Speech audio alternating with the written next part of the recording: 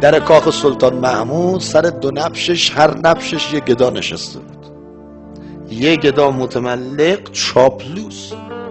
وزیر می اومد برای وزیر یه چیزایی میگفت، خودشیرینی نمیکرد، صله میگرفت. امیر می اومد، سردار می اومد، هر کی می اومد. یه گدا هم ساکت، قاعدتا اون درآمدش بیشتره. گهگداری هم به این زخم زبون میزنه، خاک تو سرت بیارزه، این زبون خدا داده حرکت بگیر، یه حرکتی بده، یه چیزی بگیر. از تو همش کلا یه دونه سکه گیرت اومده. میگه کار خوب خدا درست کنه، سلطان محمود خرکیه. همینجور روزها میگذشت و این شعارش همین بود، کار خوب خدا درست کنه، سلطان محمود خرکیه.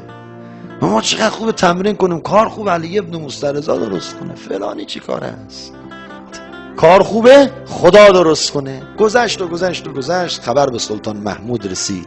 گفتن این 2 گدا رو دیدی؟ گفت آره، یکیش خیلی ساکت، یکیش خیلی تا من میام اعلی حضرت ها، شاهنشاه ها، نمیدونم فلان ها. گفت همونی که ساکته فقط یه کلامو خیلی تکرار میکنه. سلطان گفت چی؟ گفت میگه کار خوب خدا درست کنه، سلطان محمود خرکیه. گفت حالا بهش میگم که من خرکیم.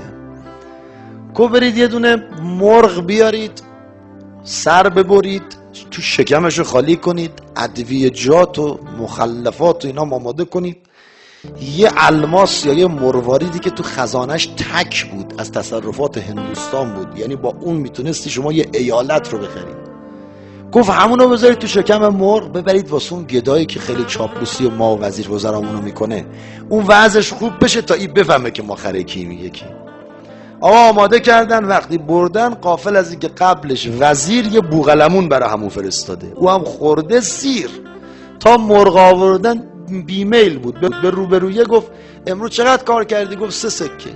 گفت 3 تا سکه تو بده، این مرغ مال تو. گفت شرمندتم، شکمت سیر. اون موقع هم که یخچال نبود که نگران دارم بگم برای فردا استفاده میکنی.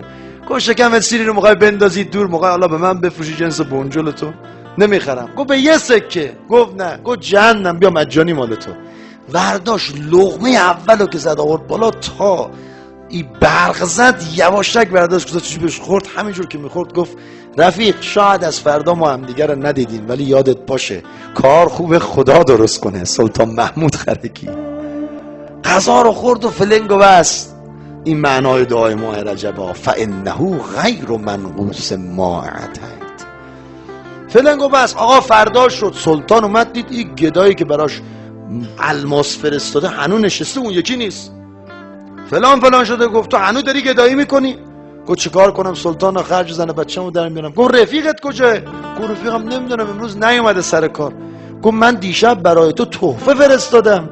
گفت محبت کردین و قبل از شما وزیر برام بوقلمون فرستاده بود، من سیر بودم، تحفه‌ای که شما فرستادین دادم به این روبرویه. گفت ببندینش بیارینش داخل کاخ.